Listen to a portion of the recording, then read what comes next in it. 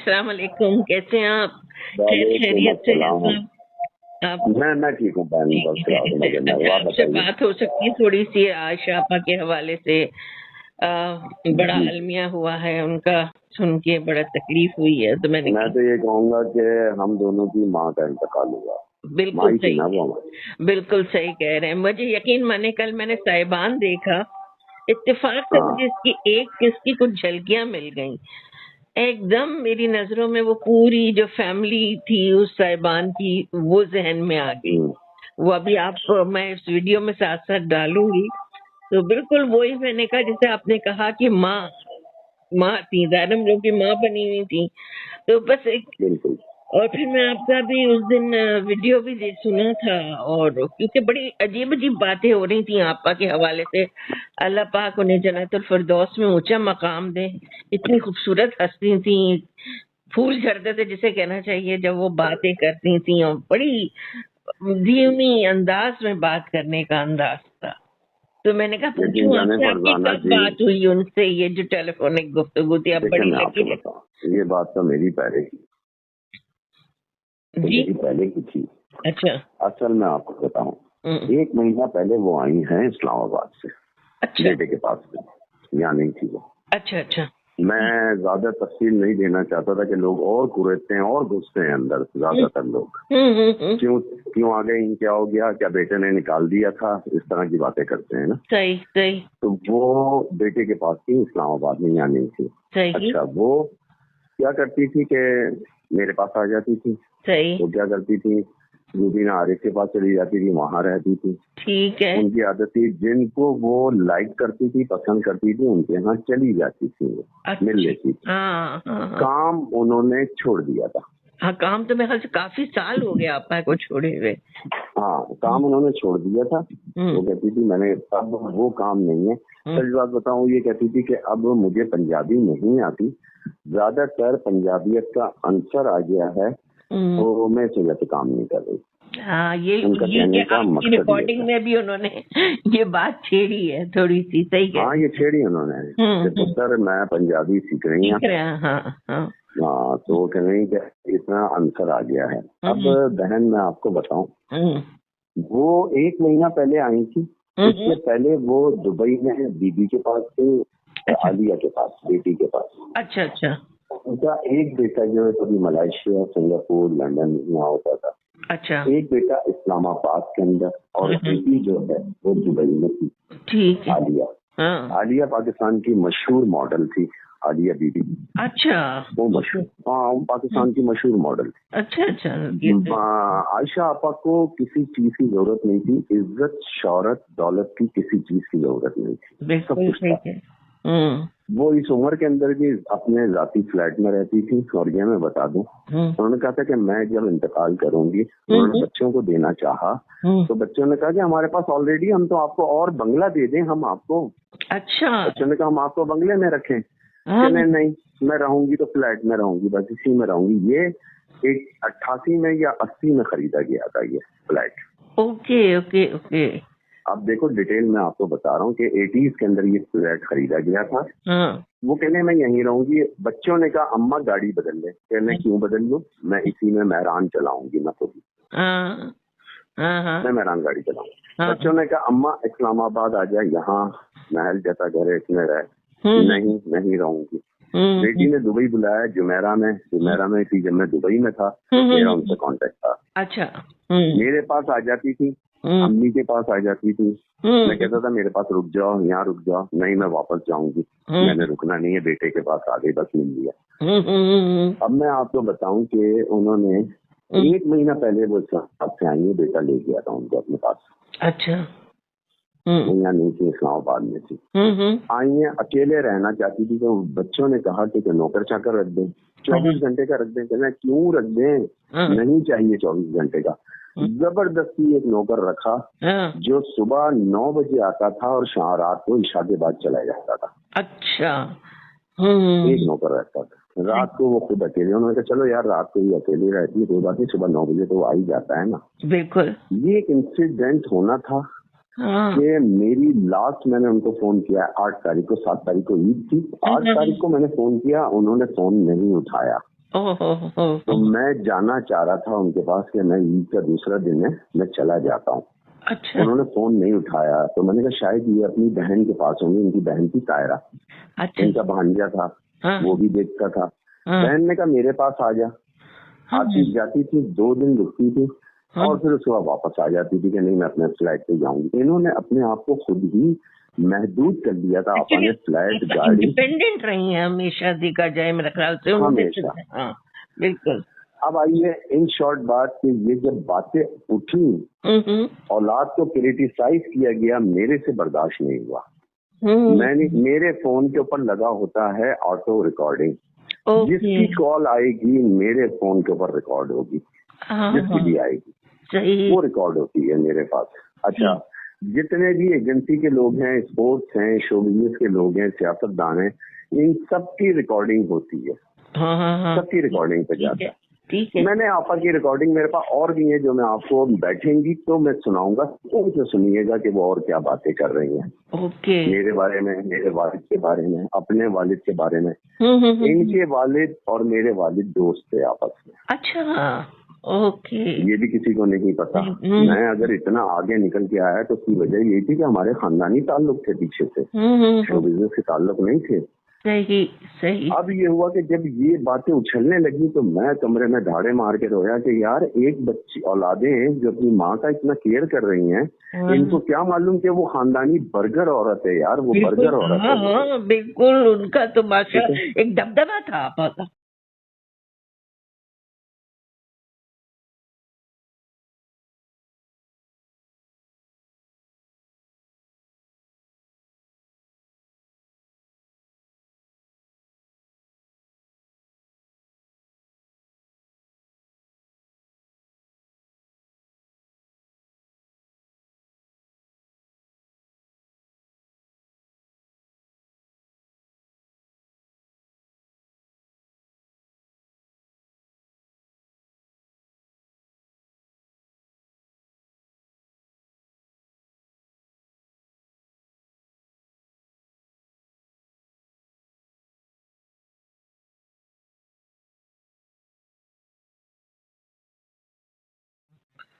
दबदबा। तो फिर मजबूरन मुझे ये ऑडियो निकालनी पड़ी। नहीं, मैंने मजबूरन ये ऑडियो निकाली। कंट्रोवर्सी और इतनी लोगों के जहन में अजीब बात है, और वो जो अल्लाह को प्यारी हो गई वो तो आके बता नहीं सकती थी। ये अल्लाह की कुदरत है कि देखे उनके मुंह से कहीं भी बात आपके पास से निकल आई। तो मैंने कहा ना, ये अल्लाह ताला ने ऐसा किया कि माँ मरने के बाद अपनी औलाद को जलील और रुसवा नहीं करती। हाँ, सुरखरू कर गई। ये भी देखे तो उसने, अल्लाह ताला ने मेरे से ये किया कि मैंने नहीं कहा, हम कहते तो कहते तुम्हें कैसे पता क्या था, वो खुद अपने मुंह से कह रही है कि मेरा बड़ा बेटा ख्याल रखता है, दूसरा बेटा 70-80 हजार रुपए भेजता है, बेटी ख्याल रखती है, वो लंदन में, वो अपने मुंह से बता के चली गई दुनिया की। लानत तुम पे, मेरी औलाद को क्या बोल रहे हो तुम। वो अपनी औलाद को सुरखरू कर गई वाकई में। वरना तो ये पता नहीं इस पे कितना ज्यादा, मैं कहती और होना था। मैं इसलिए यकीन माने मैंने आपा के ऊपर भी कोई वीडियो इसलिए नहीं बनाई, मुझे समझ नहीं आ रहा था, क्योंकि जब तक कोई चीज सच ना हो, आपको सही तरीके से पता ना हो, उसको आगे पेश करना भी मुनासिब नहीं है ना। तो मैंने कहा मैं इन चीजों को नहीं, जब सुना और ऐसा आया, मैंने कहा कि नहीं बस।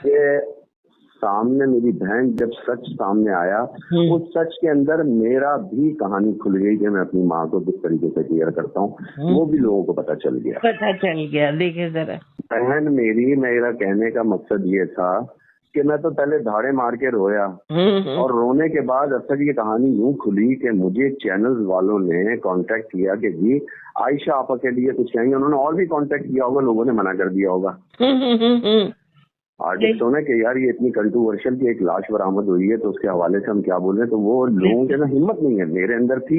मैंने कहा आ जाओ मेरे घर। वो चैनल 24 और 321 चैनल मेरे घर आ गया। घर आया, उन्होंने आके मेरे से किया इंटरव्यू। जब मेरे से किया इंटरव्यू तो मैंने कहा यार मेरी और आपा के ताल्लुकात तो बहुत बड़े हैं, और मैंने कहा मेरे पास तो उनकी रिकॉर्डिंग भी है। मैंने वो रिकॉर्डिंग निकाल के एक आदमी को सिर्फ दी थी, वो था राहिल 24 न्यूज का। ओके। और उसी वक्त मैंने उससे कहा कि चलो मेरे साथ कब्रिस्तान। मैं कब्रिस्तान गया तो मेरे जाने से थोड़ी देर पहले ही वो लोग दफना के निकले थे। अच्छा, कौन सी कब्रिस्तान में दफन हुई आप? ये है सफी हसन कब्रिस्तान में। ठीक है। अच्छा, कब्रिस्तान मुझे इसलिए पता था कि खालदा रियासत को भी अल्लाह ने मेरे हाथ से दफनाया था। ये भी मेरे पास रिकॉर्डिंग है। खालदा रियासत बहन की। हाँ, बहन की। पता है बहुत से लोगों को नहीं पता। मुझे किसी ने पूछा तो कहेंगे अच्छा, मैंने कहा हाँ, खालदा रियासत ताइबा तो बहन थी उनकी। तो खालदा रियासत बहन थी, अमीर जहां उनकी माँ थी, ताहिरा इनकी बहन थी, खालिद इनका भाई है, रियासत अली खान डीएसपी इनके वालिद हैं। अच्छा। और मैं आज आपको बताऊं, इन्होंने जो शादी की थी जिससे ये 3 बच्चे पैदा हुए थे, वो जब वो शादी खत्म हो गई, मैंने बहुत कहता था मेरे पास रुक जाओ, मेरे पास ठहर जाओ, मेरे पास रह जाओ। मेरी अम्मी के लिए कहती थी जप्पी पाके उनको प्यार कर देना। मैंने कहा हाँ जी जप्पी पालूंगा। आती थी, डाइनिंग टेबल पे बैठ जाती थी अम्मी के साथ। अब्बा का इंतकाल हुआ तो घर पे मौजूद थी। आपा की जिंदगी एक डिफरेंट थी, बर्गर खातून थी। ये वो औरत नहीं थी कि जो नए दौलती होते हैं, वो नहीं थी। ये खानदानी रईस औरत। और मुझे याद पड़ा मैं वो बता रहा था, लेके चलती थी, याद है उनके सेट। और मैं बताऊं, इन्होंने ये फ्लैट जिसमें रहती थी, इन्होंने कहा था मेरे मरने के बाद ये मेरी बेटी को दे देना। अच्छा। ये फ्लैट भी अपनी बेटी को दे के गई है। ओके। बहन के पास भी बहुत था, बहन सीवीयू पे रहती है। पहले वो रहती थी कामरान चौरंगी पे, वहाँ भी उनका बंगला था। आपा को सबने कहा कि आपा तू हमारे पास आ जा, घर है, गाड़ी है, बंगला है, सब है। आपा ने सबको खुदा हाफिज किया कि नहीं, मैं इसी फ्लैट में रहूंगी। आपा बड़ी मजेदार थी। आज मैं एक और बात बताऊं, आपा का अपना खर्चा कुछ नहीं कहना चाहिए, खुददारी थी। देखो, किराया उनको नहीं देना था। हाँ। ग्रोसरी कितना खा लेगी एक अकेली औरत, ठीक है। नौकर की तनख्वाह जो है वो बेटा भेजता था। सही है। मुझे बताइए 70 से 80 हजार रुपए एक औरत क्या करेगी? मोर देन इनफ ना। उनकी कपड़ा लत्तों में भी मैंने नहीं देखा इतनी ज्यादा वो करके ग्रेसफुल थी, अननेसेसरी कोई खर्चे नहीं उनके। आपा गरीबों की मदद करती थी। हाँ, वो बहुत करती थी। वो बहुत चैरिटी। किसी को 10,000 दे दिए, किसी को 20,000 दे दिए। यार हर महीने तुम्हारे पास 80,000 रुपए आ रहे हैं, समझे? 9-10 लाख रुपया महीना तुम्हारे पास महीने का आ रहा है, और वो तुम्हें किसी चीज की जरूरत नहीं है, और तुम्हारे पास सालाना 9-10 लाख रुपया आपके पास आ रहा है। ना कहीं तुम जा रही हो आ रही हो, गाड़ी का कोई इतना खर्चा नहीं है, घर का किराया नहीं देना है, नौकर के पैसे बेटे देते हैं, घर की ग्रोसरी कितनी आएगी, ना कहीं तुम्हारी कोई अयाशियां है, ना कुछ है, कुछ भी नहीं है। तो वो लोगों की मदद करती थी। वो करती थी लोगों की मदद, कि किसी की मदद कर दी, किसी का कुछ कर दिया, खामोशी से चुपचाप। ऐसे लोग जो बेचारे मीडिया पे भी नहीं आ सकते, ऐसे लोगों की मदद कर देती। आपा बहुत अच्छी जगह चली गई। आपा ने भरपूर लाइफ गुजारी। आपा ने ऑडियो में सुना ना, आपने को कह रही नहीं बेटा, जो जवानी के ना जिन्होंने मुझे देखा है, अब बस बहुत हो गया, अब नहीं करूंगी। ये बात उन्होंने कही थी कि अब मैं वो नहीं रही, तो मैं नहीं चाहती कि मैं अब इस तरह से मैं आऊँ ना। तो बड़ी दूसरा उन्होंने एक बात कही ऑडियो में कि अब मेरे से बात सुनने की बर्दाश्त नहीं है कि कोई डायरेक्टर मुझे कोई बात कहे। ये भी ऑडियो में है कि अब मेरे से मेरे में बर्दाश्त नहीं है कि कोई डायरेक्टर मुझे कोई बात कहे। आप कितने बजे आ रही हैं, लेट हो गई हैं आप, ये वजह थी। हाँ, एक बात और बोलूं, हुमायूं ने हमेशा उनको रखने की कोशिश की। अच्छा। लास्ट उन्होंने हुमायूं का प्रोजेक्ट लिया था दहलीज 300 एपिसोड का। अच्छा अच्छा। हुमायूं का सीजन। अब ये देखो, ये सारी बातें किसी को नहीं मालूम ना, ये बातें। हाँ बिल्कुल नहीं। दहलीज सीरियल हुमायूं सईद ने आपा से करवाया।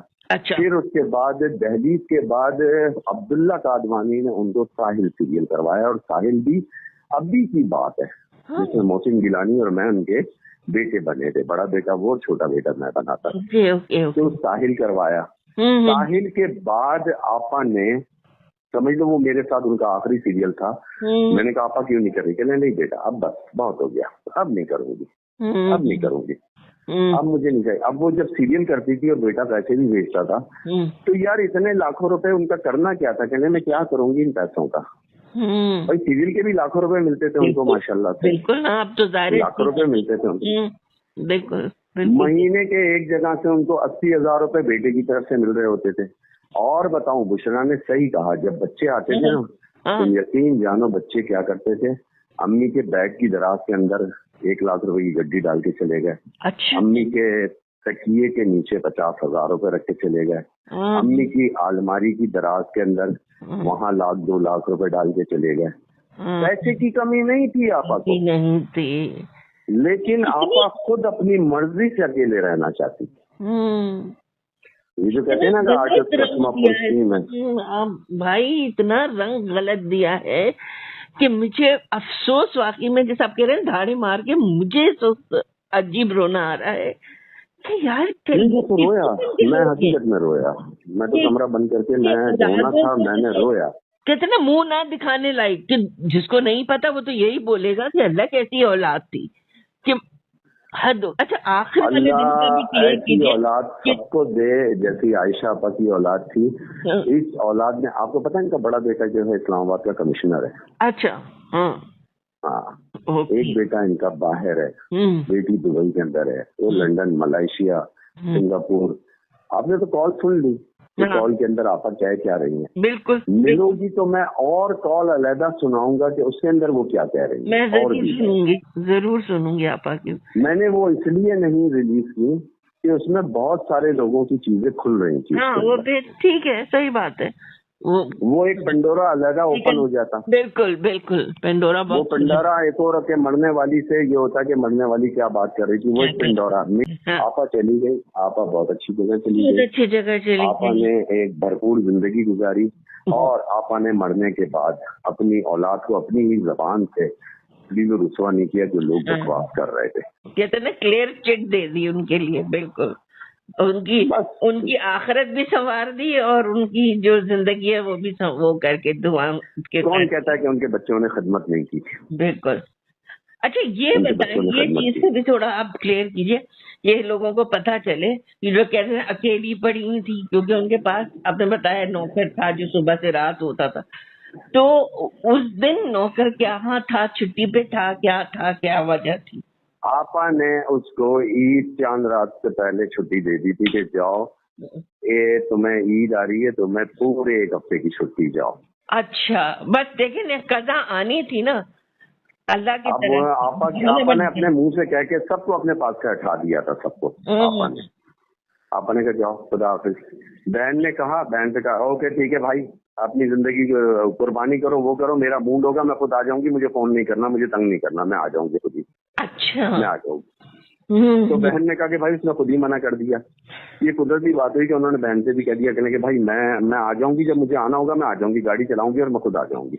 अच्छा, माशाल्लाह अभी गाड़ी चलाती थी आप? हाँ, मतलब ये कि वो गाड़ी चलाती थी शायद फर्स्ट क्लास। यार वो इसके पास रूबीना आरिफ के पास 1 हफ्ता रुक के जाती थी। अच्छा। वहाँ जाके ठहर जाती थी। बस ये हुआ कि एक चीज बहाना बन जाती है, क्योंकि अल्लाह की तरफ से जो होता है लिखा, जैसे वो बहाना बन गई बस कि ऐसा नहीं हुआ। और लोगों ने हमारी जो दुनिया है ना, जालिम दुनिया, जालिम लोग, उसके मजे लेके किसी को नहीं मालूम कि इंडस्ट्री में आयशा आपा की किसी से साथ याद थी। अब मैं अगर ये बोलूंगा कहेंगे तुम ही अपने पास रोक ले, मेरे पास आती सुबह को आई है, शाम तक मेरे पास है, आपा रुक जा मेरे पास ही नहीं, घर जाऊंगी, आराम से घर जाऊंगी, बस बैठी है ना। उनकी नेचर ऐसी नहीं थी कि बस वो जिद्दा कहते ना अपने मन से हो गया जो हो गया, उसके बाद बोले नहीं बस अब चलो ठीक है। आपने आपा मेरे पास रुक जा, मेरे पास रह ले, मैं तेरा बेटा भी हूँ। अरे नहीं ना, कह दिया मैंने तुझे, मैं जा रही हूँ बस वापस। अब वो रूबीना आरिफ के पास गई, रूबीना ने कहा आपा मेरे पास रुक जा। अच्छा, मूड हुआ तो एकदम से चल ठीक है मैं रुक गई। अब रुक गई तो 1 हफ्ते तक रुकी नहीं है रूबीना के। रूबीना आरिफ तो जानती है, तस्नीम आरिफ की बीवी जो है, क्रिकेटर तस्नीम आरिफ की बीवी, उनकी वाइफ। तो रुकना है तो वहाँ रुक गई, नहीं रुकी, चल भाई मैं जा रही हूँ, ओके खुदा हाफिज, में जा रही हूँ, मैंने जाना है। अब मेरे साथ भी उनका पापा मेरे पास आ जा। अरे भाई मैं नहीं आ गया। अम्मा कैसी है? चल प्यार करना। अब पता चला गायब हो गई, तो फोन नहीं उठा रही, गायब ही हो गई। 6 महीने तक पता ही नहीं आपा का। फिर मैं फोन कर रहा हूँ, आपा कहाँ है, किधर है? फिर मुझसे कहती थी क्या हुआ, तूने शादी की नहीं की? अरे आपा तू मेरी शादी के पीछे क्यों लगी हुई है, तू तो खुद गायब है 6 महीने से, मेरा कुछ पता ही नहीं है। 6 महीना गायब हो जाती थी आपा का कुछ मालूम नहीं होता था। खैर यादें रह गई, बातें रह गई आपा की। आपा एक वफादार खातून थी, आपा एक खाती हुई के घराने की थी। लोग ये कहें कि औलाद ने नहीं किया, औलाद ने बड़ी खिदमत की उनकी, नो डाउट बहुत खिदमत। अल्लाह से बेहतर तो जानने वाला कोई है ही नहीं। और जो जब माँ के मुंह से कहलवा दिया, मैं कहती हूँ उससे बड़ी शहादत जो है ना अल्लाह पाक की तरफ से क्या मिलेगी। सिंपल भाई कोर्ट भी जो है वो शहादत विटनेस मांगता है। ये अल्लाह ने क्यों रिलीज करवाई मेरी ऑडियो, पता नहीं क्यों अल्लाह ताला ने करवाई, ये मुझे नहीं पता। लेकिन बस आपा को इसी तरह जाना था। शायद आपा को इस तरह जाने के बाद लोगों को बताना था कि माँ खुद कह रही है कि मेरे बच्चे मेरा ख्याल करते हैं, मेरे बच्चे मेरा ख्याल करते हैं। तो कितने ही बच्चे, आपको पता है अभी कल की बात है, सेट के ऊपर मैं था, तो मेरे सेट के ऊपर वो थी अपनी सबिया हाशमी। अच्छा। कहने असलम शेख तुम्हारी ये जो ऑडियो रिलीज हुई है ना, कहने सुबह से अब तक 7 फोन मेरा बच्चा मुझे कर चुका है। अब इस पूरी जगह जगह जो वीडियो गई होगी तो कितने ही लोग जो अपने माँ बाप को केयर नहीं करते होंगे, वो केयरिंग पे चले गए होंगे कि यार असलम शेख, ये चीज हमसे मिस ना हो जाए, वो चीज यार असलम शेख अपनी माँ के साथ ऐसा लगा हुआ और हम लोग बेवकूफ कमाने में लगे ना। बिल्कुल तुम्हारी बातों का असर बहुत हुआ। बात है, एक अगर इंसान दूर है, कमा रहा है रिस्क रोजी के लिए, मगर कॉल पे इन टच तो रहता है, वो माँ बाप के लिए ना पता है वो भी बहुत बड़ी खुशी हो जाती है कि हाँ हमें कोई पूछने वाला तो है। तो हमारी औलाद, खासकर औलाद से बढ़ के बेशुमार लोग मिले। हाँ। उन्होंने कहा असलम शेख तुम्हारी ऑडियो सुनने के बाद हमारे बच्चों को एकदम होश आ गया कि हमारे बच्चे जो हमें इतना कभी प्यार नहीं करते थे, फोन नहीं करते थे, हमारी खैरियत नहीं पूछते थे, कि ना असलम शेख तुम्हारी आयशा के साथ, आपको पता है मिलियंस के अंदर ये रिलीज हुई है ये ऑडियो, मिलियंस की हुई होगी। दूसरा एक चीज अभी मेरे जहन में आई कि देखें कभी कभी नेगेटिव चीजें भी ब्लेसिंग इन डिस्गाइज हो जाती हैं।